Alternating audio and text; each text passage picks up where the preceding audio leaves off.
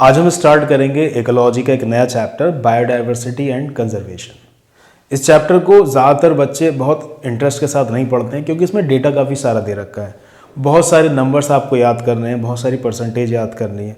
Chapter थोड़ा सा रूखा है, ड्राई सा है।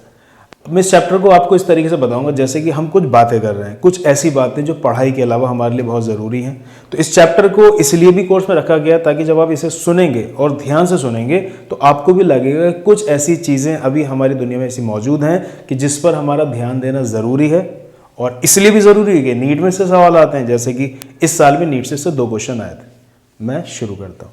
ये चैप्टर शुरू होने से पहले, जैसे कि इसमें नाम ही चैप्टर का बायोडाइवर्सिटी एंड कंजर्वेशन है, तो बच्चे को ज़्यादा अच्छे समझ में तब आएगा जबकि उसे इसका आइडिया बायोडाइवर्सिटी किसे कहते हैं। 11th क्लास में जब पहला चैप्टर द लिविंग वर्ल्ड आप पढ़ रहे थे तो वहाँ पर ये लफ्ज़ आया था बायोडाइवर्सिटी, और एनसीईआरटी में इसकी डेफिनेशन ये दे रखी है कि the number and types of organisms present on earth is known as its biodiversity. यानी इस अर्थ पर जितने भी प्रकार के प्लांट्स और एनिमल्स मौजूद हैं वो उसकी बायोडाइवर्सिटी है। फिर आगे एनसीईआरटी में ये भी लिखा हुआ है कि अब तक 1.7 से 1.8 मिलियन स्पीशीज प्लांट्स एनिमल्स के डिस्कवर हो चुकी हैं, पढ़ी जा चुकी हैं। लेकिन जब आप इस चैप्टर की बायोडाइवर्सिटी एंड कंजर्वेशन की रीडिंग लगाएंगे तो आपको ये बात समझ में आएगी कि IUCN के 2004 का डेटा ये कहता है, IUCN international union for conservation of nature and natural resources, ये फुल फॉर्म भी कॉम्पिटिशन में आ चुकी है। इसका 2004 का डेटा ये कहता है कि जो नंबर ऑफ स्पीशीज हमारी अर्थ पर मौजूद हैं वो स्लाइटली मोर देन 1.5 मिलियन है। और एक मशहूर बायोलॉजिस्ट रॉबर्ट मे का कहना यह है कि हमारी अर्थ के ऊपर तकरीबन 7 मिलियन स्पीशीज हैं प्लांट्स एनिमल्स की। यानी कि जितनी रिकॉर्डेड स्पीशीज है उनमें अभी और बहुत सारी चीज़ों का एक्सप्लोर होना ज़रूरी है, बहुत सारी और नई स्पीशीज का भी डिस्कवर होना बाकी है। ठीक है, अब आगे एनसीईआरटी में ये बात लिखी हुई है। मैं जितना भी बोल रहा हूँ मैं इसको पहले एक बार आपको सुना देता हूँ, फिर मैं उसको लिख कर बता दूंगा। 2 बार सुनेंगे तो आपको भी साथ साथ ही याद हो जाएगा, सवाल लगाने में भी आसानी होगी। आगे एनसीईआरटी में बात लिखी हुई है कि अगर कोई एलियन किसी डिस्टेंट गैलेक्सी से किसी दूसरी गैलेक्सी से हमारी अर्थ के ऊपर आया तो सबसे ज्यादा वो आश्चर्यचकित इसी बात से होगा, सरप्राइज इसी बात से होगा कि उसको हमारी अर्थ पर इनॉर्मस डाइवर्सिटी देखने को मिलेगी, बहुत प्रकार के प्लांट्स और एनिमल्स देखने को मिलेंगे। जैसे for example nearly 20,000 species orchids की देखने को मिलेंगी, मोर देन 20,000 स्पीशीज आंट्स की देखने को मिलेंगी, 28,000 स्पीशीज फिशेस की देखने को मिलेंगी और तकरीबन 3 लाख स्पीशीज बीटल्स की देखने को मिलेंगी। अब क्योंकि ये सब बातें एनसीईआरटी में लिखी हैं तो आपको याद होनी चाहिए, सीधा एक सवाल कंपटीशन पूछा जा सकता है। अभी जब डिफरेंट स्पीशीज के नंबर्स एनसीईआरटी बताएं तो आगे फिर उन्होंने ये भी क्लियर किया कि ऐसा नहीं है कि बस स्पीशी लेवल पर डाइवर्सिटी देखने को मिलती है, बायोलॉजिकल ऑर्गेनाइजेशन के किसी भी लेवल पर आप देखेंगे तो आपको बहुत बड़ी डाइवर्सिटी देखने को मिलेगी।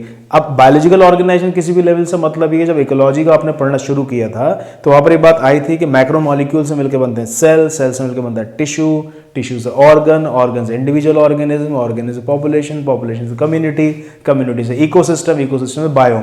तो मैक्रो मॉलिक्यूल से लेके बायोम तक किसी भी लेवल पर आप देखेंगे तो आपको बहुत वैरायटी देखने को मिलेगी। इसलिए कहा जाता है कि डाइवर्सिटी हमारी अर्थ पर मैक्रो मॉलिक्यूल से लेके बायोम तक हर लेवल पर देखने को मिलेगी। ठीक है ना। वैसे ये जो लफ्ज बायोडाइवर्सिटी है ये मशहूर हुआ एक सोशियो बायोलॉजिस्ट की वजह से, उनका नाम है एडवर्ड विल्सन, और उन्होंने बायोडाइवर्सिटी को एक्सप्लेन किया बायोलॉजिकल ऑर्गेनाइजेशन के हर लेवल पर। उसमें से जो मशहूर डाइवर्सिटी जो एक्सप्लेन हुई है वो है जेनेटिक डाइवर्सिटी, स्पीशीज डाइवर्सिटी और इकोलॉजिकल डाइवर्सिटी। इन तीनों पर एनसीईआरटी में एग्जाम्पल से बातें समझाई गई हैं तो आपको ये तीनों समझनी चाहिए। तो डाइवर्सिटी हमें 3 लेवल पर समझिए, जेनेटिक डाइवर्सिटी, स्पीशीज डाइवर्सिटी और इकोलॉजिकल डाइवर्सिटी। तो वो डाइवर्सिटी जो देखी जाती है जेनेटिक लेवल वो कहलाई जेनेटिक डाइवर्सिटी, वो डाइवर्सिटी जो देखी जाती है स्पीशीज लेवल पर स्पीशीज डाइवर्सिटी, और वो डाइवर्सिटी जो देखी जाती है at the level of ecosystem वो कहलाती है इकोलॉजिकल डाइवर्सिटी। जेनेटिक डाइवर्सिटी को समझाने के लिए एनसीईआरटी में ऐसे लिखा हुआ है कि स्पीशी लेवल पर ये देखा जाता है कि डिफरेंट जीनोटाइप्स हमें देखने को मिलते हैं। जैसे फॉर एग्जांपल उन्होंने वहां पर ये बात बताई है कि हिमालयाज में एक मेडिसिनल प्लांट पाया जाता है रोवोल्फिया वोमिटोरिया। इससे केमिकल सब्सटेंस हासिल किया जाता है रेजरबिन, ये ट्रैंकुलाइजर है, चिंता बेचैनी को कम करने के लिए इस्तेमाल किया जाता है। तो यही रोवोल्फिया वोमिटोरिया हिमालयाज में अलग अलग जगह पर पाया जाता है। इसी प्लांट यही रोवोल्फिया वोमिटोरिया होगा लेकिन उसके अंदर इस रेजरपिन केमिकल की पोटेंसी, इसकी केमिकल कंसंट्रेशन अलग अलग पाई जाती है। तो इसका मतलब सेम स्पीशी है लेकिन जेनेटिक वेरिएशन देखा जा रहा है, तो ये कहलाता है जेनेटिक डाइवर्सिटी। दूसरी एग्जाम्पल उन्होंने इसमें यह दी कि जैसे चावल की 50,000 से ज्यादा स्ट्रेन्स पाई जाती है हमारी अर्थ पर, और इसके अलावा उन्होंने बताया 1,000 से ज्यादा टाइप्स की मैंगो की वैरायटी पाई जाती है। स्पीशीज डाइवर्सिटी क्या है? तो वो डाइवर्सिटी देखी जाए स्पीशी लेवल पर, स्पीशी डाइवर्सिटी कहलाएगी। जैसे फॉर एग्जांपल एनसीईआरटी ने एक्सप्लेन किया गया कि हमारे हिंदुस्तान में वेस्टर्न घाट्स में, नीचे की तरफ उधर वेस्टर्न घाट्स हैं, वेस्ट की तरफ, और ईस्ट की तरफ ईस्टर्न घाट्स, वेस्टर्न घाट्स में एम्फीबियस स्पीशीज की डाइवर्सिटी ज्यादा देखी जाती है in comparison to Eastern Ghats, तो ये कहलाएगी स्पीशी डाइवर्सिटी। आगे उन्होंने एक्सप्लेन किया इकोलॉजिकल डाइवर्सिटी को, और बताया कि वो डाइवर्सिटी देखी जाती है at the level of ecosystem, वो कहलाता है इकोलॉजिकल डाइवर्सिटी। जैसे फॉर एग्जांपल इस बात को समझाने के लिए उन्होंने कंपेयर किया हिंदुस्तान को नॉर्वे से, एक स्कैंडिनेवियन कंट्री है, मतलब कई सारे ग्रुप्स है कंट्रीज का, ठंडे इलाके, उनमें से एक नॉर्वे है, उससे कंपेयर किया। उन्होंने बताया हिंदुस्तान के अंदर, इंडिया के अंदर आपको डेजर्ट देखने को मिलेंगे, इसके अलावा ग्रासलैंड देखने को मिलेंगे, एल्पाइन मीडो देखने को मिलेंगे, एस्चरीज देखने को मिलेंगी, कोरल रीफ्स देखने को मिलेंगी, इतने सारे तरीके की इकोसिस्टम आपको देखने को मिलेंगे। लेकिन नॉर्वे में इतने सारे तरीके की इकोसिस्टम देखने को नहीं मिलेंगे, टेम्परेचर में इतना ज्यादा वेरिएशन वहां पर नहीं है। तो इस हिसाब से ये जो डाइवर्सिटी देखी जा रही है at the level of ecosystem Hindustan के अंदर, ये कहलाएगी इकोलॉजिकल डाइवर्सिटी। क्या इतनी बात आपकी समझ में आ रही है? फिर आगे, जैसे कि थोड़ी देर पहले हमारी बात हो रही थी, एनसीईआरटी में लिखा हुआ है कि आईयूसीएन के 2004 के डेटा के हिसाब से तकरीबन slightly more than 1.5 million species living organism, plants, animals की हमारे अर्थ के ऊपर मौजूद है। लेकिन रॉबर्ट मे के अनुसार 7 मिलियन, तकरीबन 7 million biodiversity plants, animal species हमारी अर्थ के ऊपर मौजूद है। ये जितनी भी डिस्कवर्ड स्पीशीज हैं, जब इनके ऊपर स्टडी की गई तो देखा यह गया कि जितने भी डिस्कवर्ड स्पीशीज हैं उनमें मोर देन 70% तो एनिमल्स है, यानी अच्छे खासे एनिमल्स है, और इन एनिमल्स में भी मोर देन 70% इंसेक्ट्स हैं। 22% प्लांट्स हैं। 22% प्लांट्स से मतलब कहने का ये है कि इसमें पूरा प्लांट किंगडम आ जाएगा और बायोडाइवर्सिटी फंजाई को भी इंक्लूड किया गया है। तो जितनी भी डिस्कवर्ड स्पीशीज हैं उसमें पूरा प्लांट किंगडम और फंजाई मिला के 22% है। मोर देन 70% एनिमल्स हैं, और एनिमल्स में भी मोर देन 70% इंसेक्ट्स हैं। इस हिसाब से हर 10 एनिमल में 7 इंसेक्ट होंगे। क्या बात समझ में आ रही है? फिर एनसीईआरटी में एक ये चार्ट दे रखा है, इसके अंदर हम इस बात को देखकर समझ सकते हैं कि इनवर्टिब्रेट्स के अंदर सबसे ज्यादा इंसेक्ट्स हैं, वर्टिब्रेट्स में सबसे ज्यादा फिशेस हैं, और प्लांट्स में सबसे ज्यादा फंजाई। वैसे तो फंजाई और एंजियोस्पर्म दोनों ही बराबर से लग रहे हैं, लेकिन आप ध्यान से देखेंगे तो आपको फंजाई ज्यादा लगेंगे। अब क्योंकि कंट्रोवर्सी हो सकती है फंजाई ज्यादा है एंजियोस्पर्म, वैसे तो प्लांट किंगडम में ऑफ कोर्स सबसे ज्यादा एंजियोस्पर्म्स ही हैं, लेकिन इस बायोडाइवर्सिटी में अगर सवाल पूछा था ग्लोबल स्पीशीज डाइवर्सिटी सबसे ज्यादा किसकी है, आप ध्यान से अगर एरिया देखेंगे तो फंजाई ही ज्यादा है। लेकिन पुराने साल में जब ये सवाल पूछा गया था तो इन्होंने फंजाई और बाकी ऑप्शन में लाइकन, मॉसेस, एल्गी, ये सब ऑप्शन रखे थे, तो उसमें आंसर जाहिर सी बात है फंजाई बड़ा होना था। एनसीईआरटी फंजाई की तारीफ में ये बात भी लिखी हुई है कि अगर आप टोटल स्पीशीज काउंट करें, फिशेस की, एम्फीबियन की, रेप्टाइल की और बर्ड्स की, फिशेस की, एम्फीबियन की, रेप्टाइल्स की और मैमल्स की, FARM, farm, fishes, amphibian, reptile और मैमल्स की टोटल स्पीशीज देखें और फंजाई की टोटल स्पीशीज देखें, तो फंजाई की टोटल नंबर ऑफ स्पीशीज ज्यादा मिलेंगी in comparison to the total number of species of fishes, amphibian, reptiles और मैमल्स। अच्छा, ये सब जो बातें हो रही है इसमें प्रोकैरियोट्स का, बैक्टीरिया का जिक्र नहीं हुआ है। इसलिए जिक्र नहीं हुआ है कि जो कन्वेंशनल मेथड्स हैं टैक्सोनॉमी के स्टडी करने के, उससे आप प्रोकैरियोट्स को, बैक्टीरिया को स्टडी नहीं कर सकते। इसके अलावा दूसरी वजह यह भी है कि लैब्स के अंदर सारे बैक्टीरिया को आप कल्चर भी नहीं करा सकते हैं, इसलिए इस क्लासिफिकेशन में और इस बायोडाइवर्सिटी में प्रोकैरियोट्स का जिक्र नहीं होता है। लेकिन अगर आप प्रोकैरियोट्स को स्टडी करना शुरू करेंगे तो यही अकेले आपको मिलियंस में मिल जाएंगे। अब बायोडाइवर्सिटी हमारी अर्थ पर कितनी है, हम इस पर बात कर रहे थे। आगे एनसीईआरटी में यह भी बताया गया है कि इंडिया के अंदर बायोडाइवर्सिटी क्या हालात है। इन्हें बताया कि हमारे हिंदुस्तान के ऊपर दुनिया की जितनी भी जमीन है उसकी 2.4% जमीन हमारी हिंदुस्तान में, इंडिया के अंदर है, और यहां पर जो ग्लोबल स्पीशीज डाइवर्सिटी देखी जाती है वो 8.1% है, यानी कि पूरी दुनिया का 2.4% लैंड एरिया है, लेकिन स्पीशीज डाइवर्सिटी यहां पर 8.1% है, यानी काफी ज्यादा स्पीशीज डाइवर्सिटी हमारी अर्थ पर देखी जाती है। इस वजह से इंडिया को 12 मेगा डाइवर्सिटी कंट्रीज में शामिल किया जाता है। यहां पर हिंदुस्तान में स्टडी करने पे पता चला कि तकरीबन 45,000 स्पीशीज प्लांट्स यहां मौजूद हैं और इसकी डबल यानी 90,000 स्पीशीज एनिमल्स की मौजूद हैं। लेकिन रॉबर्ट मे के ग्लोबल एस्टिमेट्स के हिसाब से जितनी भी डिस्कवर्ड हुई है प्लांट्स एनिमल की स्पीशीज हिंदुस्तान के अंदर, ये केवल 22% है, अभी और डिस्कवरी होना बाकी है। मैं इसको एक बार लिख कर दिखाता हूं। बायोडाइवर्सिटी कंजर्वेशन में शुरुआत में ये बात कही गई है, आपने ये बात सुनी थी कि हमारी अर्थ पर तकरीबन 1.7 से 1.8 मिलियन स्पीशीज मौजूद है। डिफरेंट प्लांट्स और एनिमल्स। लेकिन IUCN 2004 का डेटा ये कहता है कि हमारी अर्थ के ऊपर जो स्पीशीज डाइवर्सिटी है वो स्लाइटली मोर देन 1.5 मिलियन है, स्लाइटली मोर देन 1.5 मिलियन। और रॉबर्ट मे के हिसाब से जो स्पीशीज डाइवर्सिटी हमारी अर्थ के ऊपर मौजूद है, रॉबर्ट मे के हिसाब से स्पीशीज डाइवर्सिटी हमारे अर्थ के ऊपर मौजूद है वो तकरीबन 7 मिलियन। फिर आगे इन्होंने ये बताया कि अगर कोई भी एलियन किसी डिस्टेंट गैलेक्सी से हमारी अर्थ के ऊपर आएगा तो वो आश्चर्यचकित हो जाएगा, सरप्राइज हो जाएगा, क्योंकि हमारी अर्थ पर उसको इनॉर्मस डाइवर्सिटी देखने को मिलेगी।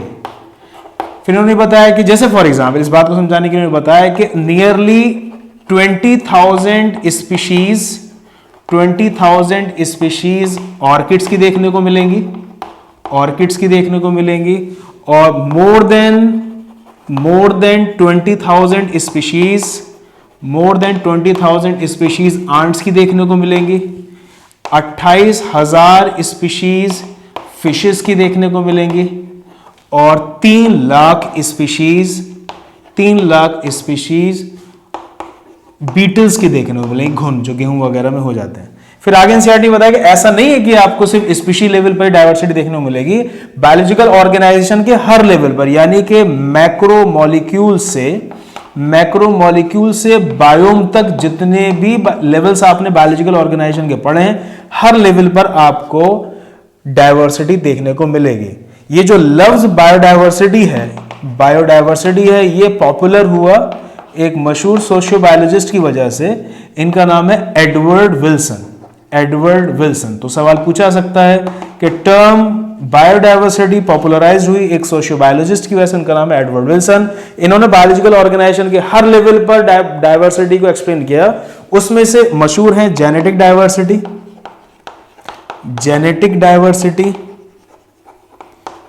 स्पीशीज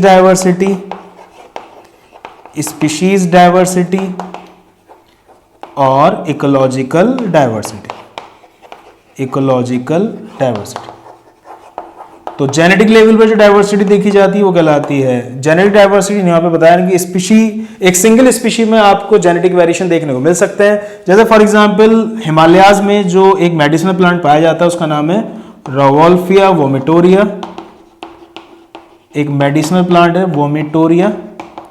इससे एक केमिकल सब्सटेंस हासिल किया था रेजरपिन, ये एक ट्रैंकुलाइजर है, चिंता बेचैनी को कम करने के लिए इस्तेमाल किया जाता है। ये रेजरपिन हिमालयाज में ही अलग अलग जगह पर इसकी पोटेंसी केमिकल कंसंट्रेशन अलग अलग पाई जाती है, जबकि यही सेम प्लांट है, तो इसका मतलब जेनेटिक वेरिएशंस होंगे इस प्लांट के अंदर। फिर दूसरी एग्जांपल थी कि हिंदुस्तान में चावलों के 50,000 से ज्यादा स्ट्रेन्स पाए जाते हैं, 50,000 ज्यादा प्रकार के चावल अवेलेबल हैं, तकरीबन 1,000 वैरायटीज मैंगो की मौजूद हैं।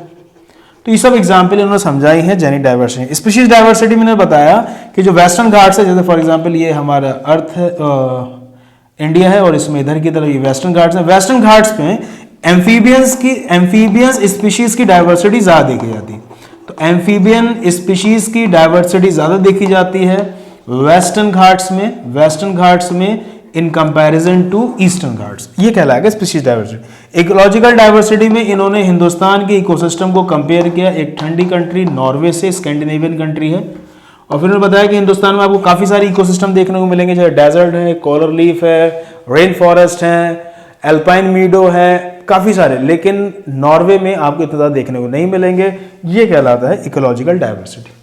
अब क्या हालात है बायोडाइवर्सिटी के अर्थ पर और हिंदुस्तान पर, इसके बारे में एनसीईआरटी में ये लिखा हुआ है कि IUCN की रेड डेटा बुक 2004 ये कहती है कि जो नंबर ऑफ स्पीशीज हमारी अर्थ पर है स्लाइटली मोर देन 1.5 मिलियन है, लेकिन रॉबर्ट मे के हिसाब से नंबर ऑफ स्पीशीज 7 मिलियन है। जितनी स्पीशीज डिस्कवर्ड हुई हैं उसमें से मोर देन 70% एनिमल्स हैं, और एनिमल्स में भी among animals more than 70% of animals are insects. इसका मतलब फिर ये हुआ कि हर 10 एनिमल्स में से 7 इंसेक्ट्स हैं। आगे इन्होंने ये बताया कि प्लांट्स की बायोडाइवर्सिटी हमारी अर्थ पर तकरीबन 22% है, और इसमें इन्होंने पूरे प्लांट किंगडम के अलावा उसमें फंजाई को भी शामिल किया है। फंजाई की तारीफ एक बात ये भी लिखी है, total number of species fungi की ज्यादा बैठेंगी अगर आप स्पीशीज काउंट करें फिशेस की, एम्फीबियंस की, रेप्टाइल्स की और मैमल्स की। फिशेस, एम्फीबियन, रेप्टाइल्स और मैमल्स की टोटल नंबर ऑफ स्पीशीज से ज्यादा स्पीशीज हैं फंजाई की। फिर एक ये चार्ट दे रखा है जिसमें ये बताया कि इनवर्टिब्रेट में सबसे ज्यादा इंसेक्ट्स हैं, वर्टिब्रेट में सबसे ज्यादा फिशेस हैं और प्लांट्स में 4 ऑप्शन में अगर आएगा तो आपको लगाना सबसे ज्यादा इसमें फंजाई है। ठीक है ना। इस क्लासिफिकेशन की जब बात होती है, इस एस्टिमेट की जब बात होती है तो इसमें जिक्र नहीं होता प्रोकैरियोट्स का, माइक्रोब्स का। उसकी वजह यह है कि जो कन्वेंशनल मेथड है टैक्सोनॉमिक स्टडी के, उससे आप प्रोकैरियोट्स को, बैक्टीरिया को स्टडी नहीं कर सकते और बहुत सारे ऐसे बैक्टीरिया जिन्हें आप लैब्स में कल्चर नहीं करा सकते। हिंदुस्तान की बात इन्होंने की, डायवर्सिटी के क्या हालात हैं हिंदुस्तान में, तो इन्होंने बताया कि इंडिया के पास 2.4% लैंड है पूरी दुनिया की। पूरी दुनिया में जितनी जमीन है इसकी 2.4% जमीन अपने हिंदुस्तान के पास है और बायोडायवर्सिटी यहां पर 8.1% है। तो 8.1% बायोडायवर्सिटी है पूरी दुनिया की और जबकि जमीन केवल 2.4% है, यानी काफी ज्यादा है। इस वजह से हिंदुस्तान को 12 मेगा डायवर्सिटी कंट्री में शामिल किया जाता है।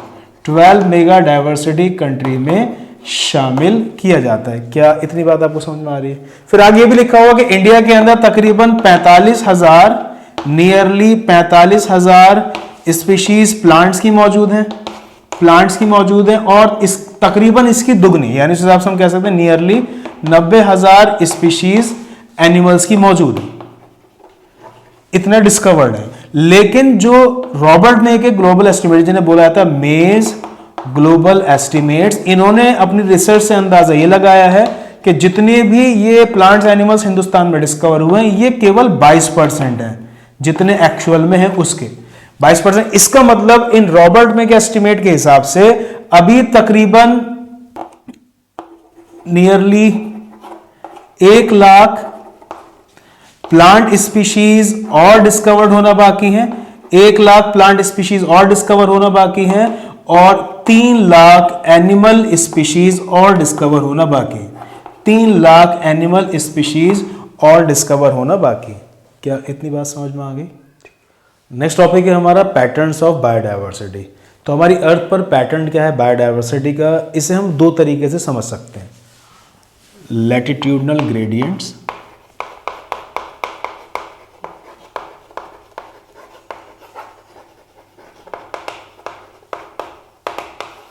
और species area relationships.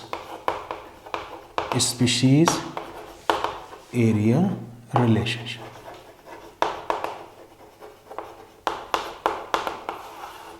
Species area relationship का कॉन्सेप्ट दिया था अलेक्जेंडर वॉन हम्बोल्ट ने। ये सवाल भी कॉम्पिटिशन में आ चुका है। थोड़ी सी इंफॉर्मेशन समझने की है, रटने की, मैं दिखाता हूँ आपको, आप उसे याद कर लीजिएगा। जैसे कि बायोम डिस्ट्रीब्यूशन जब आपने सुना था वहाँ पर ये बात आपने सुनी थी। मान लीजिए हमारी अर्थ है, ये बीच में इक्वेटर है। अगर आप इक्वेटर से 23.5 डिग्री नॉर्थ में जाएं या फिर 23.5 डिग्री साउथ में जाएं, है ना,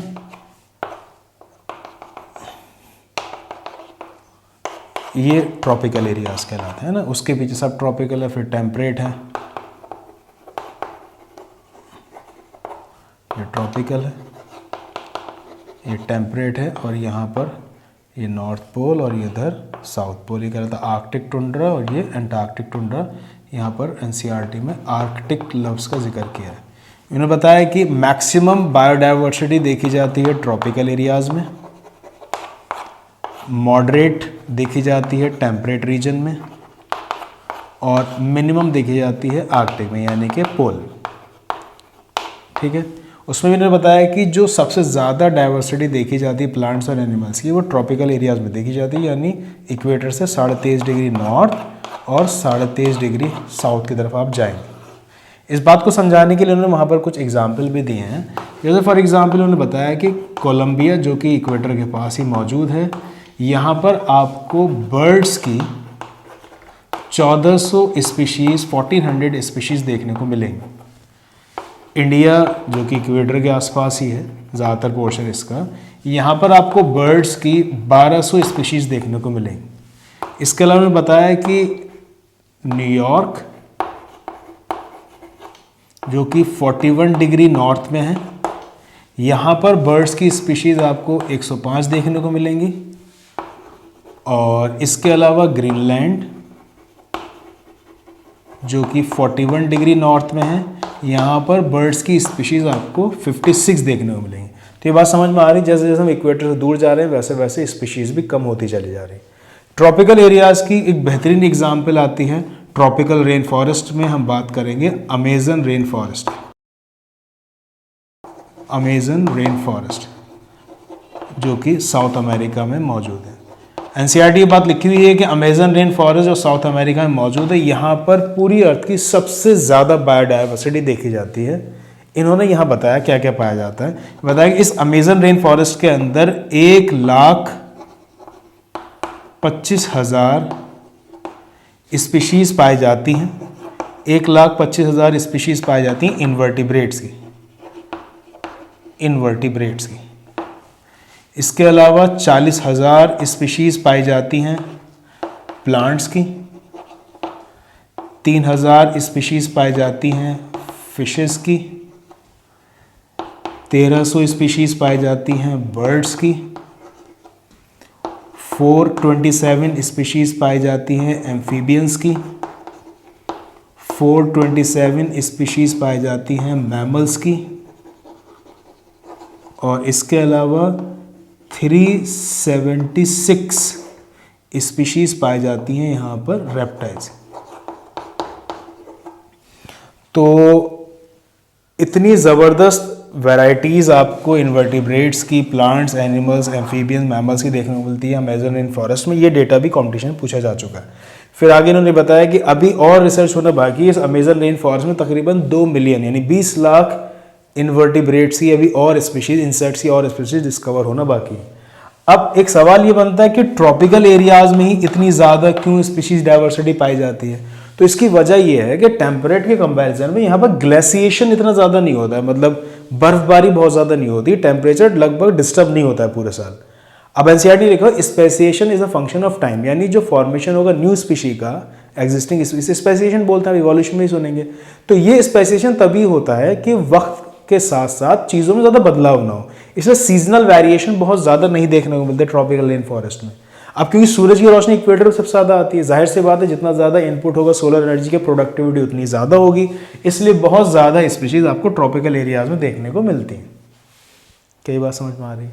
नेक्स्ट, अलेक्जेंडर वॉन हम्बोल्ट ने स्पीशीज एरिया रिलेशनशिप के जरिए स्पीशीज डाइवर्सिटी को समझाया था, बायोडाइवर्सिटी को।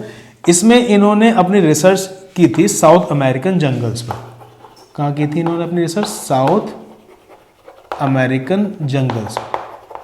और इन्होंने ये बताया कि अगर हम एरिया के साथ स्पीशीज रिचनेस को कंपेयर करें तो जैसे जैसे एरिया आप बढ़ाएंगे स्पीशीज रिचनेस भी आपको बढ़ती हुई मिलेगी, लेकिन कुछ टाइम के बाद फिर ये कॉन्स्टेंसी की तरफ मूव करेगी, यानी फर्दर एरिया बढ़ाने पर स्पीशीज रिचनेस नहीं बढ़ती है।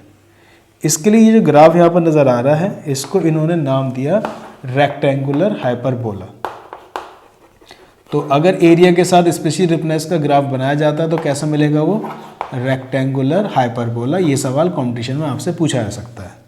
इसके लिए उन्होंने इक्वेशन दी थी। इक्वेशन ये थी कि ये जो स्लोप होगा इस ग्राफ का उसको उन्होंने मान लिया z, और इस z को बोला जाता है रिग्रेशन कोफिशिएंट। क्या बोला जाता है इसे? Regression coefficient.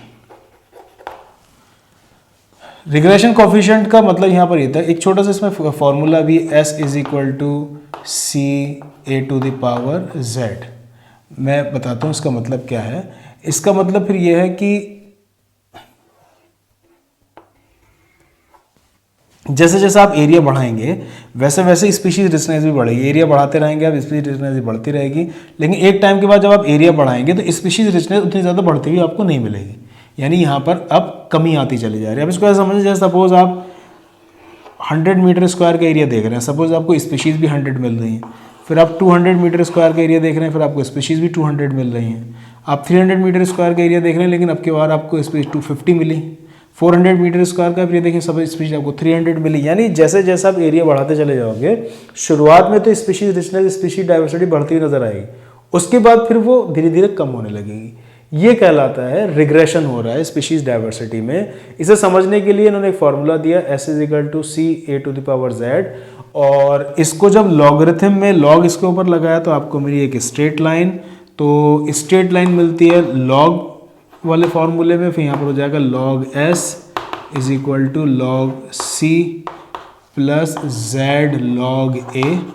हम तो खैर बायो के स्टूडेंट्स हैं, हमें ये दोनों ही फॉर्मूले याद करने होंगे, और हमें याद करना होगा कि रेक्टेंगुलर हाइपरबोला देखने को मिलता है जब हम स्पीशीज रिचनेस को एरिया से कंपेयर करते हैं, और अगर हम इसको लॉगरिथम में लगाते हैं, जाहिर सी बात है आप रेक्टेंगुलर हाइपरबोला पे अगर आप लॉग लगा दोगे तो फिर स्ट्रेट लाइन बन जाए। किसी भी ग्राफ में स्ट्रेट लाइन आता है लॉग लगाने के बाद। यहाँ पर इन्होंने ये बताया था कि जो z की रिग्रेशन कोफिशिएंट की वैल्यू वो कांस्टेंट है, और इसकी वैल्यू पाई जाती है 0.1 से 0.2 के बीच में। तो आप किसी भी इलाके को देख लो, चाहे आप कैलिफोर्निया को देख लो, चाहे आप नॉर्वे को देख लो, किसी भी इलाके का आप देख लें, किसी भी जगह के बर्ड्स देख लें, कहीं के प्लांट्स आप देख लें, जैसे इन्होंने बताया कि आप न्यूयॉर्क के चाहे मॉलस्क देख लें, हर जगह आपको रिग्रेशन कोफिशिएंट 0.1 से 0.2 देखने को मिलेगा। लेकिन फिर उन्होंने आगे ही बताया कि अगर आप लार्ज एरिया कंपेयर करोगे, बहुत बड़ा, जैसे कि एंटायर कॉन्टिनेंट, तो फिर वहां पर रिग्रेशन कोफिशिएंट की वैल्यू थोड़ी ज़्यादा मिलेगी। एंटायर कॉन्टिनेंट में वहाँ मिलेगी आपको 0.6 से 1.2। और बताया कि अगर हम देखते हैं फ्रूट ईटिंग बर्ड्स को, यानी कि फ्रगीवोर्स को और मैमल्स को ऑफ ट्रॉपिकल एरियाज, तो वहां पर हमें z की वैल्यू देखने को मिलती है 1.15। ये तीन वैल्यूज z की आपको याद करनी है। ज़्यादातर जगह पर z की वैल्यू 0.1 से 0.2 के बीच में है। एंटायर कॉन्टिनेंट अगर आप देखेंगे तो रिग्रेशन कोफिशिएंट की वैल्यू, इस ग्राफ का जो स्लोप है 0.6 से 1.2 के बीच मिलेगा। फ्रगीवोर्स बर्ड्स और मैमल्स अगर आप देखें ट्रॉपिकल एरियाज के, तो वहां पर आपको रिग्रेशन कोफिशिएंट देखने को मिलेगा 1.15। मैं इस स्पीशीज एरिया रिलेशनशिप को एक बार और बताता हूँ। अलेक्जेंडर वॉन हम्बोल्ट वो पहला साइंटिस्ट था जिसने कि स्पीशीज रिचनेस को एरिया के साथ कंपेयर किया। नीट में अभी तक यही सवाल आया कि स्पीशीज रिचनेस को एरिया के साथ सबसे पहले किसने कंपेयर किया था? अलेक्जेंडर वॉन हम्बोल्ट ने दिया स्पीशीज एरिया रिलेशनशिप। इस ग्राफ के जरिए बायो के स्टूडेंट को बस ये सीखना है कि जैसे जैसे एरिया बढ़ेगा वैसे वैसे स्पीशीज रिचनेस भी बढ़ रही है। देखो जैसे जैसे एरिया बढ़ रहा है स्पीशीज रिचनेस भी बढ़ रही है, लेकिन एक टाइम के बाद आप देखेंगे कि फर्दर एरिया बढ़ाने पर स्पीशीज रिचनेस बहुत ज़्यादा नहीं बढ़ रही। ठीक है ना। इसके लिए उन्होंने ग्राफ प्लॉट किया। ग्राफ आया रेक्टेंगुलर हाइपरबोला। यहाँ पर इस ग्राफ में का एक फॉर्मूला दिया S = CA⁴Z। यहाँ पर S है स्पीशीज रिचनेस, यहाँ पर C है y इंटरसेप्ट की जो भी वैल्यू आएगी, y इंटरसेप्ट की वैल्यू, A है एरिया और Z है इस ग्राफ का स्लोप। फिर इसको इन्होंने लॉग में कन्वर्ट किया तो आपको मिली एक स्ट्रेट लाइन। तो लॉग में स्ट्रेट लाइन मिलती है, और नॉर्मली अगर हम स्पीशीज रिचनेस के एरिया से कंपेयर करेंगे तो हमें मिलेगा रेक्टेंगुलर हाइपरबोला। तो इन्होंने बताया कि अगर जैसे जैसे आप एरिया बढ़ाओगे, एक्सप्लोर करोगे, तो वैसे वैसे स्पीशीज रिचनेस आपको बढ़ती मिलेगी, लेकिन up to a certain limit, फिर वो फर्दर आगे नहीं बढ़ेगी। तो ये जो नहीं बढ़ रही इसके लिए लफ्ज़ है रिग्रेशन। रिग्रेशन कोफिशिएंट या इस ग्राफ का जो स्लोप है उसे नाम दिया गया Z। फिर उन्होंने बताया कि जो Z की वैल्यू लगभग कांस्टेंट है हर जगह पर। दुनिया में आप कहीं पे कंपेयर करो तो वहाँ पर 0.1 से 0.2 मिलेगी। चाहे किसी भी इलाके की प्लांट देख लो, कहीं के बर्ड देख लो, कहीं के भी मॉलस्क देख लो। फिर बताया लेकिन अगर आप बड़ा एरिया लेते हो जैसे कि पूरा कॉन्टिनेंट, तो वहाँ पर आपको इसकी वैल्यू 0.6 से 1.2 के बीच मिलेगी। फ्रगीवोर बर्ड्स और मैमल्स को अगर आप देखो ट्रॉपिकल एरियाज के, तो वहाँ पर आपको इसकी वैल्यू 1.15 के आसपास की मिलेगी। ठीक। नेक्स्ट टॉपिक है हमारा importance of species diversity to a ecosystem.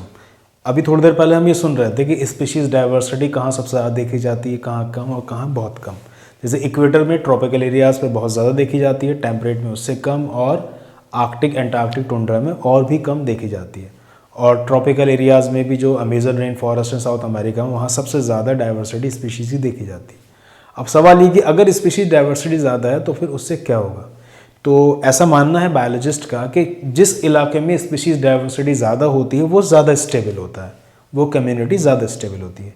एक स्टेबल कम्युनिटी से इकोलॉजिस्ट का कहने का मतलब ये है कि वहाँ पर प्रोडक्टिविटी में बहुत ज़्यादा फर्क नहीं आता है। प्लांट्स की प्रोडक्टिविटी बहुत ज़्यादा फर्क नहीं आता है। इसके अलावा जो प्राकृतिक आपदा हैं उनके लिए उस इलाकों में जहाँ पर स्पीशीज रिचनेस ज़्यादा है रेजिस्टेंस पाया जाता है, या वो रेजिलियंट होती हैं, यानी कि वो तो या तो उसका कोई असर ही नहीं पड़ेगा, और अगर असर पड़ेगा तो वो बहुत कम टाइम में वापस अपनी नॉर्मल स्टेट में आ जाएंगी। इसके अलावा जो स्टेबल कम्युनिटीज़ है, अगर वहाँ पर कोई एलियन स्पीशी इन्वेजन होगा, बाहर से कोई स्पीशी अगर इन्वेट करा दी जाए वहाँ पर जानबूझ के या फिर गैर इरादतन, तो उसके लिए भी वहाँ पर रेजिस्टेंट पाया जाएगा, बहुत ज़्यादा बर्बादी उन इलाकों में नहीं होगी। तो फिर इकोसिस्टम में स्पीशीज़ डाइवर्सिटी से पहला फ़ायदा ये होता है कि वहाँ देखी जाती है स्टेबिलिटी, यानी कि एक स्टेबल इकोसिस्टम काफ़ी बेहतर माना जाता है, क्योंकि इससे उस जगह की एनुअल प्रोडक्टिविटी पे कोई वेरिएशन नहीं देखने को मिलेगा। इसका रेजिस्टेंस या रेजिलिएंट इकोसिस्टम आपको देखने को मिलेगा कि प्राकृतिक आपदा आने पर या मैनमेड आपदा अगर है तो उससे उस पर कोई फर्क नहीं पड़ेगा। इसके अलावा एलियन स्पीशी इन्वेजन से भी उसके ऊपर कोई ज़्यादा खास फर्क नहीं पड़ेगा, वो काफ़ी रेजिस्टेंट दिखाई देगी। दूसरा यहाँ पर इन्होंने बात की है डेविड टिलमन्स के एक्सपेरिमेंट की। डेविड टिलमन ने काफ़ी लंबे टाइम तक इकोलॉजी पर एक्सपेरिमेंट्स किए और इन्होंने फिर ये बताया कि जिन इलाकों में स्पीशीज़ रिचनेस ज़्यादा है, स्पीशीज़ की डाइवर्सिटी ज़्यादा है, वहाँ पर बायोमास में बहुत ज़्यादा वेरिएशन नहीं देखा जाता है और वहाँ प्रोडक्टिविटी भी काफ़ी ज़्यादा देखी जाती है।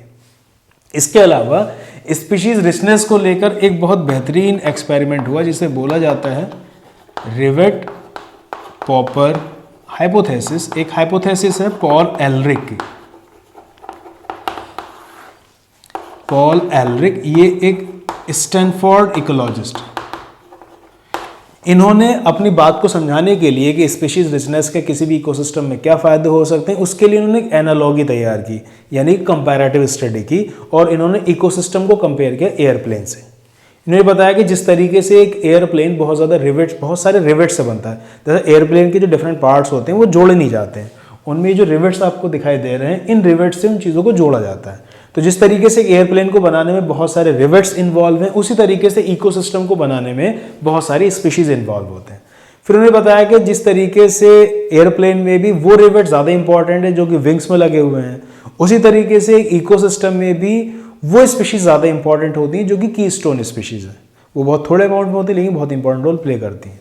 फिर बताया कि सपोज अगर सफ़र ख़त्म होने के बाद हर पैसेंजर अपने साथ एक रिवेट निकाल के लेके जाने लगे, तो फिर शुरुआत में तो फ्लाइट सेफ्टी में कोई इतना ज़्यादा फ़र्क महसूस नहीं होगा, इतना ज़्यादा ख़तरा नहीं होगा।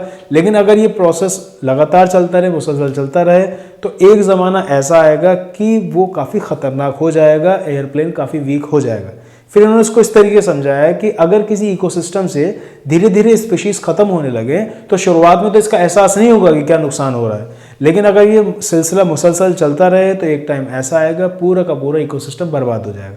उसमें भी ये बात उन्होंने बताई जैसे एक एयरप्लेन के अंदर अगर जहाँ विंग्स लगे हुए हैं वहाँ वाली रिवेट को निकाल कर ले जाए तो वो एयरप्लेन फ़ौरन ही ख़राब होने लगेगा, बर्बाद हो जाएगा। उसी तरीके से इकोसिस्टम से अगर कीस्टोन स्पीशीज़ को हटा दिया जाए तो वो बहुत कम समय में बर्बादी की तरफ पहुँच जाएगा। तो इन्होंने पॉल एलरिक ने एक एनालॉगी तैयार की जिसमें कि इन्होंने इकोसिस्टम को कंपेयर किया एरोप्लेन से, और इन्होंने ये बताया जिस तरीके से एक एयरप्लेन में बहुत सारी रिवेट्स होती हैं, उसी तरीके से इकोसिस्टम को बनाने में बहुत सारी स्पीशीज़ इन्वॉल्व है। जिस तरीके से रिवेट्स में भी वो रिवेट्स बहुत ज़्यादा इंपॉर्टेंट हैं, बहुत अहमियत है उनकी, जो कि विंग्स को जोड़ने में इस्तेमाल हुई हैं, उसी तरीके से इकोसिस्टम में बहुत ज़्यादा अहमियत है कीस्टोन स्पीशीज़ की या की स्पीशीज़। अगर सफ़र ख़त्म होने के बाद हर यात्री अपने साथ एक रिवेट निकाल कर लेके जाने लगे, यानी पॉपिंग रिवेट, पॉपिंग मतलब रिमूवल, तो इसका मतलब ये हुआ जैसे कि इकोसिस्टम से कोई एक स्पीशी एक्सटिंक्ट हो रही, एक्सटिंक्शन ऑफ स्पीशी। जाहिर सी बात है शुरुआत में इतना ज़्यादा एहसास नहीं होगा, जिस तरीके से एक एक रिवेट निकल जाए तो पता नहीं चलेगा, लेकिन अगर ये सिलसिला मुसलसल जारी रहे तो फिर आने वाले टाइम में फ्लाइट सेफ्टी को लेकर इश्यूज होने लगेंगे, एक इकोसिस्टम की स्टेबिलिटी के इश्यूज आने लगेंगे, और उसमें भी ये बात बहुत ज़्यादा खतरनाक हो जाएगी। जैसे कि अगर रिवेट्स विंग्स वाले निकाल लिए जाएं तो एरोप्लेन को नुकसान पहुंचने के चांसेस और भी ज़्यादा है। उसी तरीके से अगर इकोसिस्टम में कीस्टोन स्पीशीज़ का अगर रिमूवल किया जाए तो ये और भी ज़्यादा खतरनाक हो सकता है। जैसे कि जंगल में लॉयन, तो जंगल में कार्निवोर्स का होना बहुत ज़रूरी है, क्योंकि अगर वो नहीं रहेंगे तो फिर इकोसिस्टम और भी जल्दी ख़राब हो जाएगा, बर्बाद हो जाएगा। नेक्स्ट टॉपिक है हमारा लॉस ऑफ बायोडाइवर्सिटी। बायोडाइवर्सिटी को नुकसान पहुंचाने के लिए सबसे बड़े जिम्मेदार human beings of course. NCERT में इनकी कुछ एग्जांपल्स दिए किस किस तरीके से इंसानों ने बर्बादी की। उन्होंने बताया कि जब कोलोनाइजेशन हुआ ट्रॉपिकल पैसिफिक आइलैंड्स का, जब वहाँ पर इंसानों की दखलंदाजी शुरू हुई, तो वहाँ की 2000 से ज़्यादा स्पीशीज़ बर्ड्स की हमेशा के लिए एक्सटिंक्ट हो गई। उसके बाद आगे उन्होंने बताया कि IUCN ने रेड लिस्ट जारी की है 2004 की। IUCN ने रेड लिस्ट जारी की जो 2004 की, उसमें उन्होंने बताया कि पिछले 500 सालों में, लास्ट 500 ईयर्स में 784 स्पीशीज इस दुनिया से एक्सटिंक्ट हो चुकी हैं। एक्सटिंक्शन हुआ है 784 स्पीशीज का। इसमें से 338 स्पीशीज हैं वर्टिब्रेट्स की, 359 स्पीशीज हैं इनवर्टिब्रेट्स की, और इसके अलावा 87 स्पीशीज हैं प्लांट्स की। ये सवाल कंपटीशन में कई बार पूछा गया। इसके बाद उन्होंने बताया अभी फिलहाल में जो जानवर इस दुनिया से गायब हुए हैं, रीसेंट एक्सटिंक्शंस की इन्होंने कुछ एग्जांपल्स दी हैं। जैसे कि फॉर एग्जांपल एक बर्ड है डोडो, एक सब स्पीशी है ज़ेब्रा की क्वेगा, एक ऑस्ट्रेलियन मार्सुपियल है थाइलेसीन, इसके अलावा स्टेलर सीकाव एक एक्वेटिक मैमल है स्टेलर सीकाव, पैसेंजर पिजियन कबूतर, और इसके अलावा 3 सब स्पीशीज़ हैं टाइगर की जो इस दुनिया से गायब हुई हैं। सब स्पीशीज़ टाइगर की, उनके नाम हैं बाली, जवान और कैस्पियन।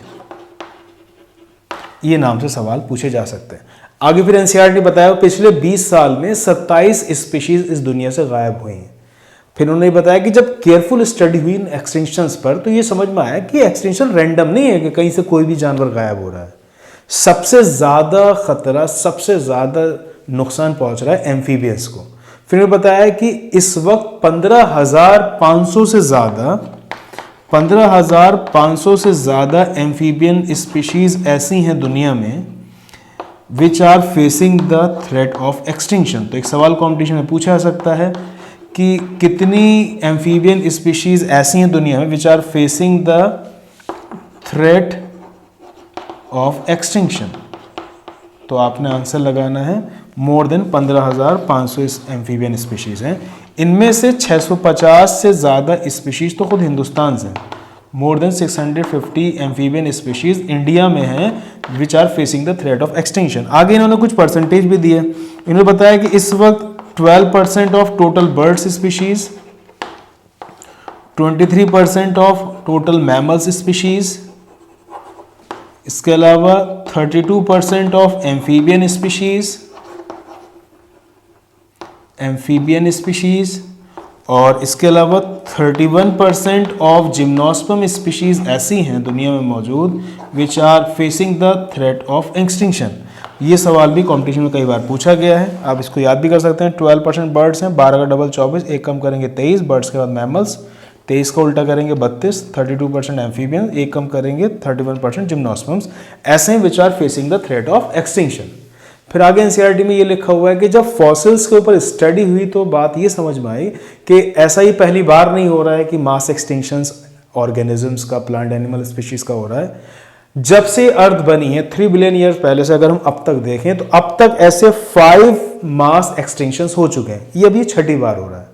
वो जो पहले 5 मास एक्सटिंक्शंस हुए वो तो तब हुए जबकि इंसानों को कोई सीन भी नहीं था, लेकिन अब तो सीन्स कुछ ऐसे हैं कि इंसान है, एक लालची मगरूर इंसान जो कि अपने लालच के लिए, अपनी ज़रूरतों को पूरा करने के लिए लगातार बायोडाइवर्सिटी को नुकसान पहुंचा रहा है।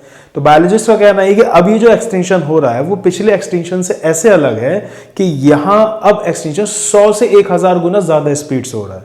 और फिर उन्होंने ये कहा कि अगर ये ऐसे ही सिलसिला चलता रहा तो अगले 100 साल के अंदर 50% तकरीबन स्पीशीज़ ऐसी होंगी अर्थ पर जो हमेशा के लिए ख़त्म हो जाएंगी। ठीक है। फिर आगे उन्होंने बताया कि बायोडाइवर्सिटी लॉस से होगा क्या। तो बायोडाइवर्सिटी लॉस से ये होगा कि प्लांट प्रोडक्शन में कमी आ जाएगी, इसके अलावा रेजिस्टेंस की कमी आ जाएगी। जो प्राकृतिक आपदा आती है जैसे ड्रॉट आ गया, फ्लड आ गया, तो उसके लिए रेजिस्टेंस में कमी आ जाएगी। इस इन्वायरमेंट के अंदर, मतलब बर्दाश्त नहीं कर पाएंगे किसी भी तरीके फ्लड और किसी भी तरीके के ड्रॉट को।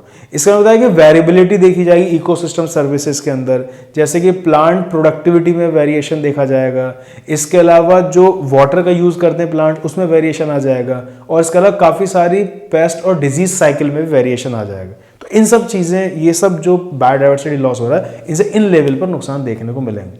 फिर आगे एनसीईआरटी ने बताया कि क्या कॉजेज हैं बायोडाइवर्सिटी लॉसेस के। तो नेक्स्ट टॉपिक हमारा रहेगा कॉजेज ऑफ बायोडाइवर्सिटी लॉस। 4 बड़ी वजह है बायोडाइवर्सिटी लॉस की, क्योंकि खराब चीज़ है इसलिए इनको बोला गया है, एक निकनेम एक सॉब्रिकेटर ने दिया गया है, ईविल क्वार्टेट। वो 4 बड़ी वजह है habitat loss and fragmentation, over exploitation, alien species invasion और को एक्सटिंक्शन। मैं एक बार लिख देता हूँ फिर चीज़ों को आपको समझा देता हूँ। ये जो बायोडाइवर्सिटी लॉसेज हैं, इनके कॉज को बोला जाता है ईविल क्वार्टेट। ये 4 बड़ी वजह हैं जो कि बायोडाइवर्सिटी लॉस के लिए रिस्पॉन्सिबल है। इसमें सबसे पहले और सबसे इंपॉर्टेंट वजह है habitat loss and fragmentation. Habitat loss and fragmentation.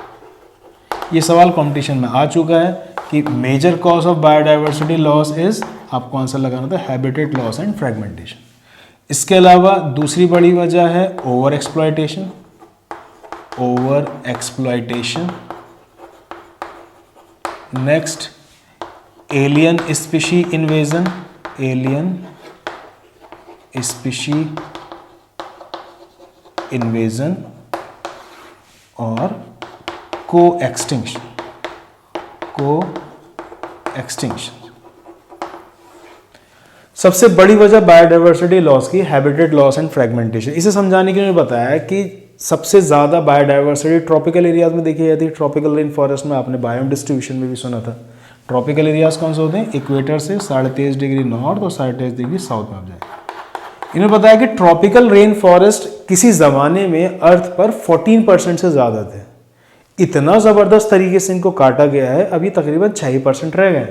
तो आप समझ रहे हैं कि वो जंगल जो कि किसी ज़माने में 14% से ज़्यादा थे, अब वो केवल 6% रह गए। कितना ज़बरदस्त जंगल वो काटा गया होगा। तो कहाँ गए होंगे वो एनिमल? इधर उधर भागे होंगे, मर गए होंगे। तो एक बड़ी वजह जो बायोडाइवर्सिटी लॉस की है वो ये कि ट्रॉपिकल रेन फॉरेस्ट को काटा जा रहा है, जो किसी ज़माने 14% से भी ज़्यादा थे, वो केवल 6% रह गए। जैसे for example Amazon rain forest जो साउथ अमेरिका में मौजूद है, इनको लंग्स ऑफ द प्लानट भी कहा जाता है। लंग्स ऑफ द प्लानट इसलिए कहा जाता है कि अर्थ एटमॉस्फेयर में जितनी भी ऑक्सीजन है उसकी 20% ऑक्सीजन इसी अमेजन रेन फॉरेस्ट से जाती है। ये सब सवाल कॉम्पिटिशन पूछे जाते हैं। लेकिन अब इस अमेजन रेन फॉरेस्ट को काटा जा रहा है। इसे काटा जा रहा था कि वहाँ पे सोयाबीन बोई जा सके, फिर उससे पैसा कमाया जाए।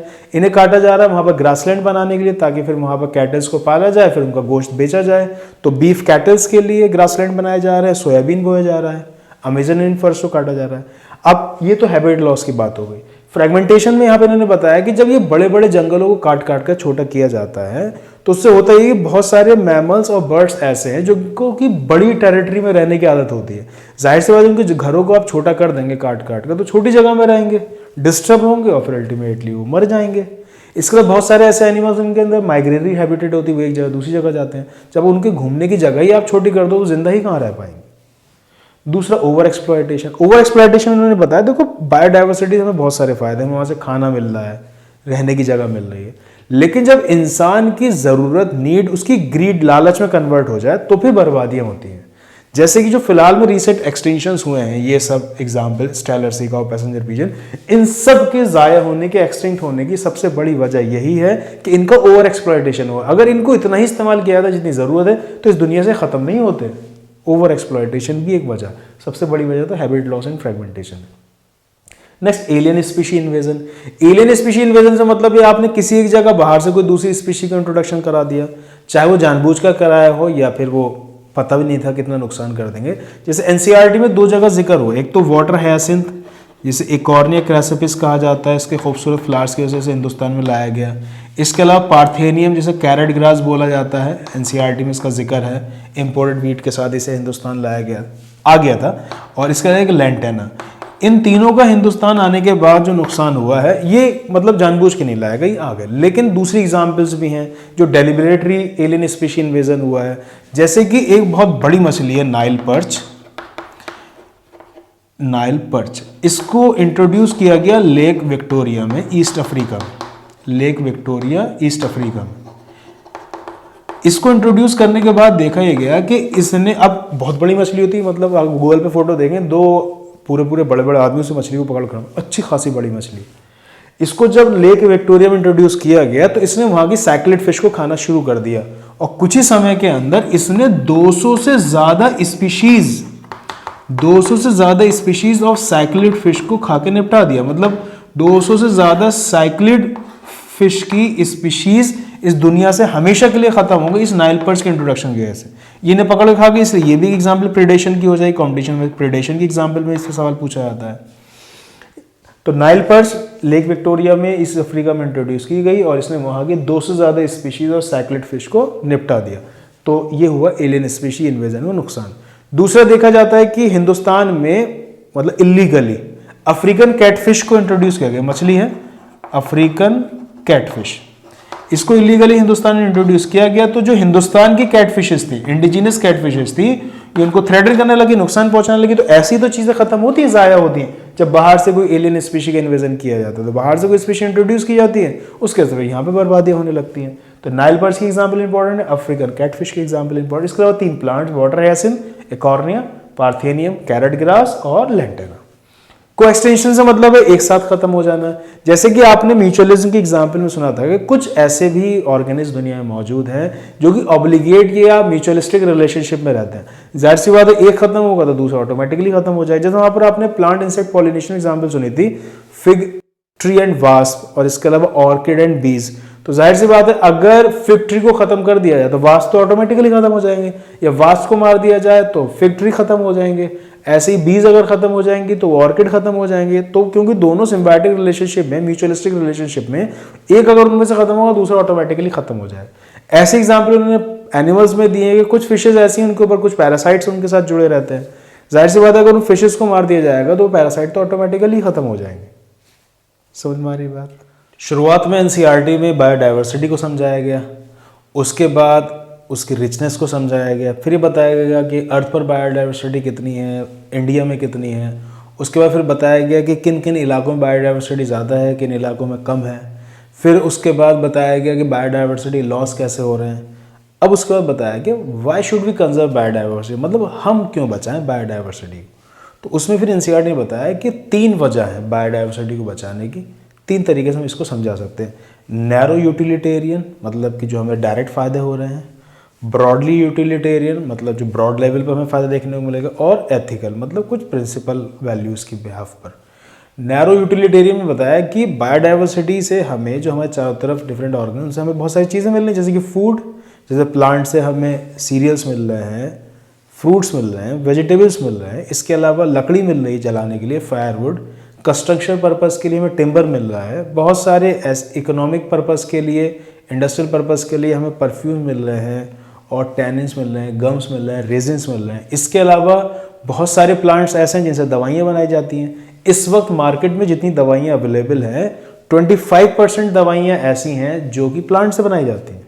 इसके अलावा 25,000 स्पीशीज़ प्लांट्स की ऐसी हैं जिनको कि उनके आसपास वाले लोग जड़ी बूटी के तौर पर इस्तेमाल करते हैं, मतलब एज अ ट्रेडिशनल मेडिसिन को इस्तेमाल किया जाता है। तो इसलिए अब तो ज़रूरी ये है कि जितना डेवलपमेंट हो चुका है, एडवांसमेंट हो चुका है, तरक्की हो चुकी है, हम उन रिसोर्सेज को इस्तेमाल कराएं बायो प्रोस्पेक्टिंग में। एनसीईआरटी में से लिखा हुआ है। प्रोस्पेक्टिंग मतलब खोजबीन में, बायो प्रोस्पेक्टिंग मतलब इन प्लांट्स वगैरह की खोज, मतलब जेनेटिक लेवल पर, मॉलिक्यूलर लेवल, स्पीशीज लेवल पर इनके फायदे देखे जाएं, फिर उनको इस्तेमाल किया जाए।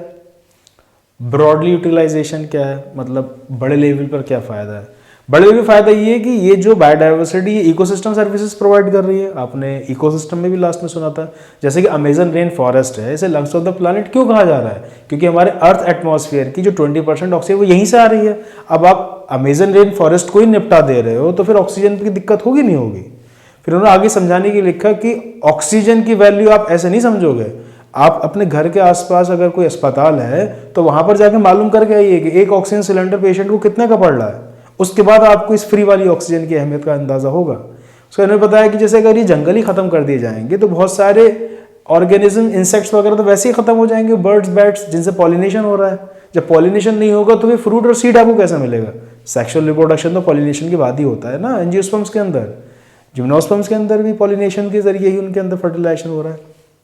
आगे फिर इसके अंदर उन्होंने ये बताया कि इसके अलावा अगर आप जैसे कहीं घूमने के लिए जा रहे हो, आप वहाँ पर बुलबुल की आवाज़ें सुन रहे हो, बेहतरीन एटमॉस्फेयर देख रहे हो जिससे आपके दिल को सुकून मिल रहा है, तो ये सब चीज़ें भी तभी हो पाएंगी ना जब बायोडाइवर्सिटी मेंटेन रहेगी। तीसरे ने बताया इसका एथिकल आर्गूमेंट। उसमें इन्होंने ये बताया कि अब ऐसा नहीं है कि अगर कोई आपको नुकसान पहुंचा रहा है तो आप उसे मार दो, फ़ायदा पहुंचाने वाली चीज़ है तो आप उसे जल्दी जल्दी मार के उसे बेच के फ़ायदा कमा लो। मतलब हमारे अलावा इस दुनिया में बहुत सारे दूसरे एनिमल्स हैं, प्लांट्स हैं, माइक्रोब्स हैं। अब हर जान को जीने का पूरा हक है, उसकी अपनी एक इंट्रिंसिक वैल्यू है, उसको जीने का हक है भाई। तो मतलब ऐसा तो नहीं है कि अगर कोई आपको किसी नुकसान फ़ायदे का नज़र नहीं आ रहा तो बस आप उसे उड़ा दो, मार दो और आप पैसा कमा लो उनसे। तो क्योंकि हर जानदार को जीने का हक है, इसलिए आप अपने ज़ाती मफाद के लिए, अपने फ़ायदे के लिए किसी को भी ऐसे मार नहीं सकते हैं। ठीक है ना। तो why should we conserve biodiversity को इन्होंने 3 हेडिंग्स में समझा एनसीईआरटी में। Narrow utilitarian, broadly utilitarian,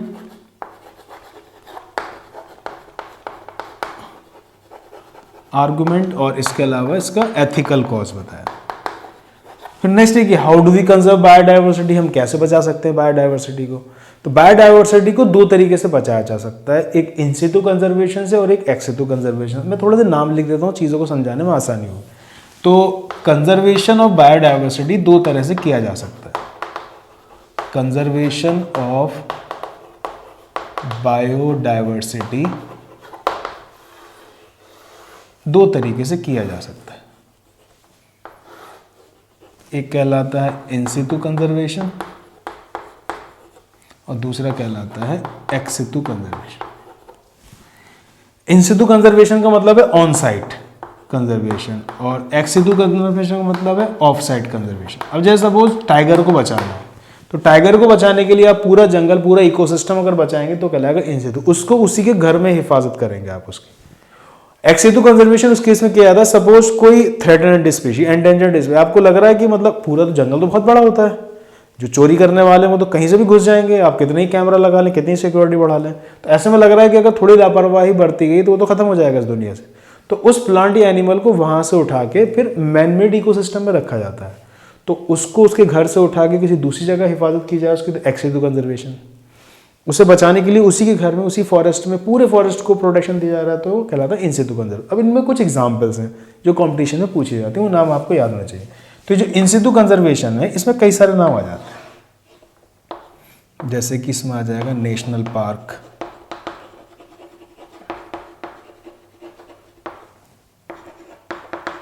wild life sanctuaries,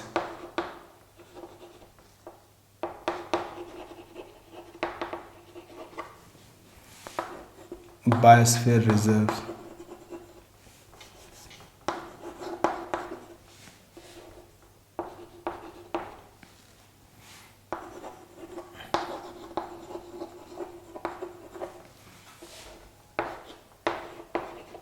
sacred grooves और biodiversity hotspots.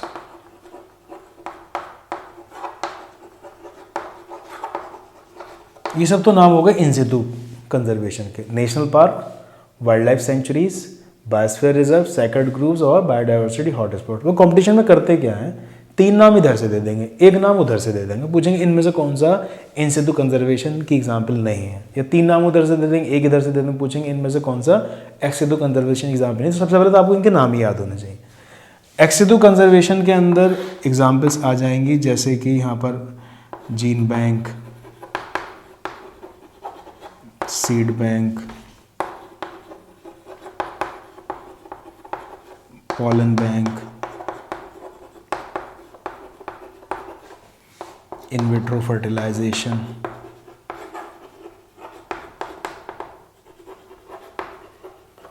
Tissue culture method,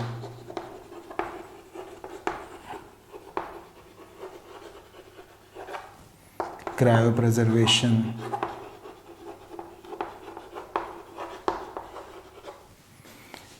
botanical garden,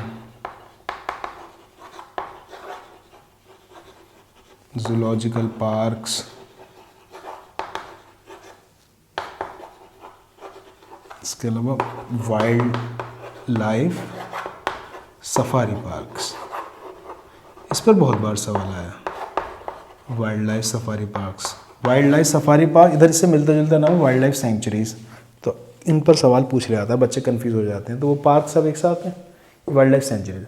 institute conservation की जो एग्जाम्पल्स आपके सामने मौजूद है, इनसे सवाल कॉम्पिटिशन ये पूछा जाता है, इंडिया में कितने नेशनल पार्क? आपको याद है इंडिया में 90 नेशनल पार्क्स हैं, 448 वाइल्ड लाइफ सेंचुरीज हैं और 14 बायोस्फीयर रिजर्व्स। एक तो सवाल ये आता है। इसके अलावा सवाल ये आता है कि वर्ल्ड में 34 बायोडाइवर्सिटी हॉटस्पॉट्स हैं। ये सब सवाल आपको याद करना है। इसके अलावा आपको याद ये करना है बायोस्फीयर रिजर्व जो है, जैसे कि बहुत बड़ा एक ये इलाका है, जंगल की तरह ही होते हैं। इसके 3 जोन होते हैं, एक कहलाता है इसमें कोर जोन, बायोस्फीयर रिजर्व की बात हो रही है, कॉम्पिटिशन सवाल इससे आ चुके हैं, कहलाता है बफर जोन,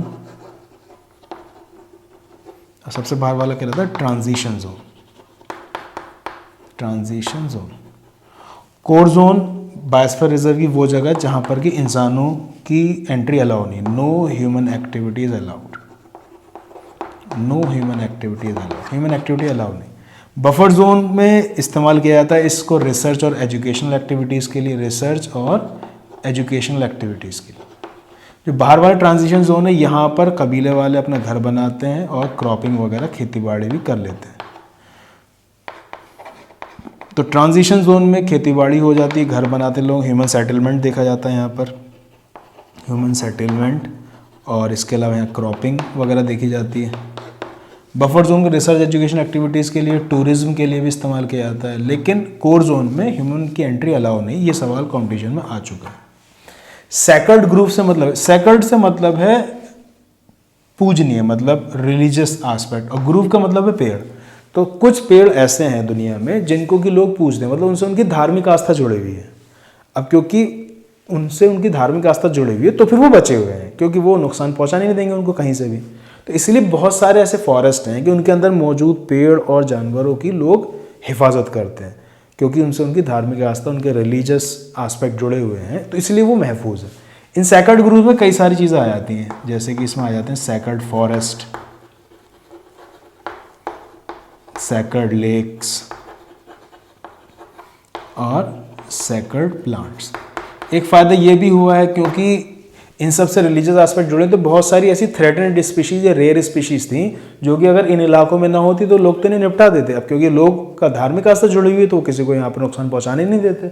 सैक्रेड फॉरेस्ट की कुछ एग्जाम्पल एनसीईआरटी में दे रखी है, जैसे खांसी एंड जयंती हिल्स के एग्जाम्पल मेघालय के अंदर मौजूद हैं, अरावली हिल्स राजस्थान में हैं, इसके अलावा वेस्टर्न घाट्स जो कि कर्नाटक महाराष्ट्र में हैं, सरगुजा एग्जाम्पल दे रखी है, चंदा और बस्तर एरियाज़ की एग्जाम्पल दे रखी है जो कि एमपी के अंदर मौजूद हैं। ये सब के सब जंगल सैक्रेड फॉरेस्ट है, यहाँ पर नुकसान आप नहीं पहुँचा सकते। सैक्रेड लेक में 2 एग्जाम्पल दी, खेचुपल्ली लेक सिक्किम में है, पुष्कर लेक राजस्थान में, ये सैक्रेड लेक्स में, तो ये भी महफूज हैं, वहाँ के सारे ऑर्गेनिज्म महफूज हैं। सैक्रेड प्लांट में जैसे तुलसी का पौधा है ऑसिमम सैंक्टम, और पीपल का पौधा फाइकस रेलिगियोसा, तो ये सब के सब सैक्रेड ग्रुप्स के एग्जाम्पल में आ जाते हैं। बायोडाइवर्सिटी हॉटस्पॉट का कॉन्सेप्ट नॉर्मन मेयर ने दिया था, और ये वो जगह है जहाँ पर कि स्पीशीज़ रिचनेस देखी जाती है, काफ़ी ज़्यादा स्पीशीज़ देखी जाती है, हाई स्पीशीज़ रिचनेस देखी जाती है, और इसके अलावा हाई डिग्री ऑफ एंडेमिज्म देखी जाती है। ये एनसीईआरटी की लाइन है, कॉम्पिटिशन में पूछी जाती है। हाई डिग्री ऑफ एंडेमिज्म कहने का मतलब है कि इन इलाकों में ऐसी स्पीशीज पाई जाती हैं जो कि सिर्फ यहीं पाई जाती हैं और दूसरी जगह नहीं पाई जाती, एंडेमिक स्पीशीज। बायोडाइवर्सिटी हॉटस्पॉट दुनिया में 34 हैं और हिंदुस्तान और उसके आसपास 4 हैं। जैसे कि हिंदुस्तान के अंदर बायोडाइवर्सिटी हॉटस्पॉट से माना जाता है वेस्टर्न घाट्स को, हिमालयाज को, इंडो बर्मा रीजन, तो इंडिया में 3 हो गए। इसके अलावा श्रीलंका का नाम भी लिखा हुआ, खैर वो तो इंडिया का पार्ट नहीं है। तो बायोडाइवर्सिटी हॉटस्पॉट इंडिया और उसके आसपास 4 हैं, कौन कौन से? हिमालयाज, वेस्टर्न घाट्स, इंडो बर्मा रीजन और श्रीलंका। और वर्ल्ड में कितने? 34। ठीक है। एक्स सितु कंजर्वेशन का मतलब ये है कि अगर कोई स्पीशी ऐसी है जो कि थ्रेटेंड है या एंडेंजर्ड है तो उसको फिर वहाँ से उठा के उसके हैबिटेट से दूसरी जगह आर्टिफिशियल मैनमेड हैबिटेट में रखा जाता है। जैसे जीन बैंक है, सीड बैंक है, पॉलन बैंक है, सीड बैंक में रख देंगे जीन से जीन बैंक में रख देंगे। इन विट्रो फर्टिलाइजेशन है, आपने इसे सुन रखा है। टिश्यू कल्चर मेथड आपने सुन रखा है। क्रायो प्रिजर्वेशन, जैसे कि आपको मालूम है कि बहुत सारे ऐसे ऑर्गेनिज्म जो लग रहा है कि आने वाले टाइम में ख़त्म हो सकते हैं, उनके स्पर्म्स को -196 डिग्री सेल्सियस नाइट्रोजन में प्रिजर्व करके रख लेते हैं, ताकि अगर वो ख़त्म हो जाए तो उनके गैमेट से दोबारा उनको बनाया जा सके। इसके अलावा बॉटनिकल गार्डन आ जाते हैं, जूलॉजिकल पार्क आ जाते हैं, वाइल्ड लाइफ सफारी पार्क्स आ जाते हैं। तो ये सब एक्स सितु कंजर्वेशन के एग्जाम्पल हैं। आगे फिर एनसीईआरटी में लिखा हो, बायोडाइवर्सिटी कंजर्वेशन किसी एक कंट्री जिम्मेदारी नहीं, तो पूरी दुनिया की जिम्मेदारी है। इसलिए कुछ मीटिंग्स हुई बड़े लेवल पर बायोडाइवर्सिटी को बचाने के लिए। उसमें एक नाम आपको याद रखना है, अर्थ समिट, जो कि 1992 में हुई है, और एक याद करना है वर्ल्ड समिट, ये 2002 में। सवाल पूछा जाता है कि अर्थ समिट कहाँ हुई थी, तो आपको याद रखना ये हुई रियो डी जेनेरो, और वर्ल्ड समिट हुई थी जोहान्सबर्ग में हुई थी। ये मौजूद है साउथ अफ्रीका। और वर्ल्ड समिट में 190 कंट्रीज़ ने पार्टिसिपेट किया था, और उन्होंने टारगेट ये बनाया था कि 2010 तक ये जो बायोडाइवर्सिटी का रेट है हम इसे काफ़ी कम कर देंगे। तो बायोडाइवर्सिटी लॉस के रेट को कम करने का टारगेट बनाया था 2010 तक वर्ल्ड समिट में। अर्थ समिट के अंदर ये डिसाइड हुआ था कि कंजर्वेशन करेंगे बायोडाइवर्सिटी का, और इसके अलावा सस्टेनेबल यूज़ करेंगे हम इसके प्रोडक्ट्स का, मतलब मेंटेन्ड वे में यूज़ करेंगे और बायोडाइवर्सिटी को कंजर्व करेंगे।